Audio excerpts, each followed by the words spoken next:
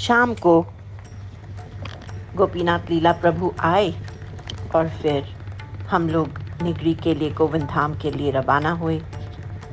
रास्ते में एक दूसरे से कुछ जान पहचान होने लगी, क्योंकि हम उनसे अनजान थे और वो हमसे अनजान थे।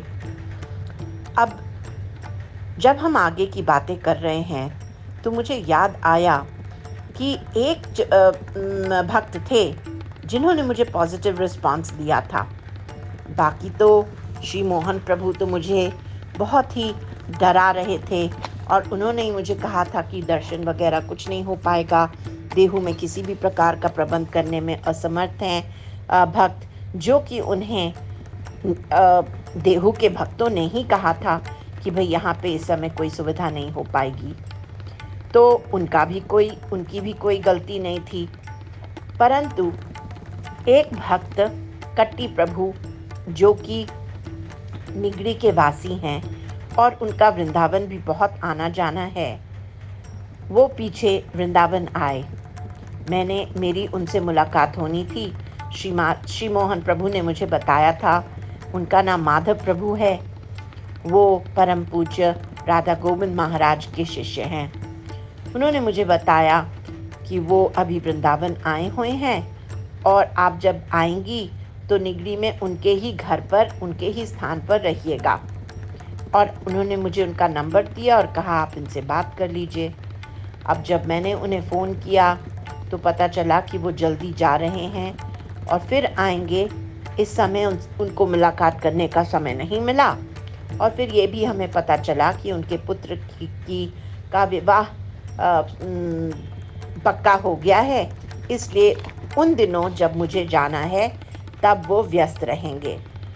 चलो, मैंने ये समझ लिया कि इस बार जो भी कुछ मुझको अरेंजमेंट करना है वो अपने लेवल पे ही मुझे करना होगा।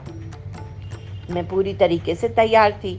पर हाँ, उन्होंने मुझे इस बात का आश्वासन दिया कि 9 तारीख को ज़रूर देहू के भक्त आपके लिए कुछ न कुछ प्रबंध कर सकेंगे और आपके दर्शन तो तुकाराम जी की पादुका के अवश्य होंगे। तो उससे मुझे कुछ तसल्ली सी हुई। उसके बाद श्री मोहन प्रभु को मैंने फ़ोन नहीं किया, उन्हें कोई मैसेज भी नहीं भेजा, क्योंकि मुझे लगा कि जब ये ऑलरेडी इन्होंने मुझसे कह दिया है कि ये अभी आना बेकार है, तो फिर उनसे, और मैंने ये ठान लिया कि मुझे जाना ही है, तो फिर अभी हमारे बीच में किसी भी प्रकार की कम्युनिकेशन की कोई गुंजाइश नहीं है।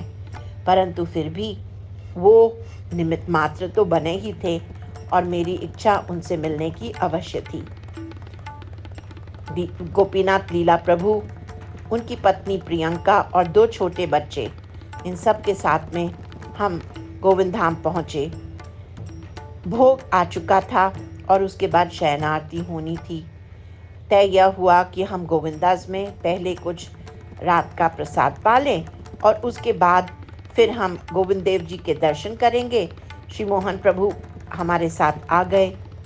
श्री मोहन प्रभु को मिलने पर हमारा हृदय बहुत ही प्रसन्न हो गया, क्योंकि उनकी हर एक बात, हर एक चेष्टा से ऐसा ही लगा कि बस ये तो साधु हैं। सौम्य सहज प्रकृति के एक वरिष्ठ प्रचारक, उनसे मिलकर मुझे बहुत खुशी हुई। इन दिनों उनकी तबीयत भी कुछ ठीक नहीं थी, उसके बावजूद उन्होंने बहुत ही परिश्रम करके मुझसे मुलाकात करी। प्रसाद पाने के बाद हमने बस कुछ क्षण के लिए गोविंद देव जी के दर्शन किए, क्योंकि शयन की आरती हो चुकी थी और पट बंद होने वाले थे। उस दिव्य स्थान में जाकर मुझे अपने महाराज की बहुत याद आई, क्योंकि मैंने ऑनलाइन उनके क्लासेस सुने थे, जहाँ पर हमारे महाराज 23 मार्च के समय में कुछ दिनों के लिए पुणे की यात्रा में थे, जब वो यहाँ पर भी आए थे और देहू भी गए थे दर्शन करने के लिए। जो मेरी इच्छा, तीव्र इच्छा जो जगी थी, वह इसलिए भी जगी थी कि जब मैंने 23 मार्च के महाराज के पोस्ट देखे, उनके फ़ोटोज़ देखे, तुकाराम महाराज के सामने और उनके विट्ठल और रुक्मिणी जी के साथ उस दिन के बाद मेरे हृदय में हुड़क जो थी, जो मेरी लालसा थी, वो और भी बहुत बढ़ गई। अब हमने सोचा कुछ भी हो मुझे तो जाना ही है, उनके दर्शन करने ही हैं। अभी ही तो हमारे महाराज भी दर्शन करके गए हैं, इसलिए हमें भी जाना ही है।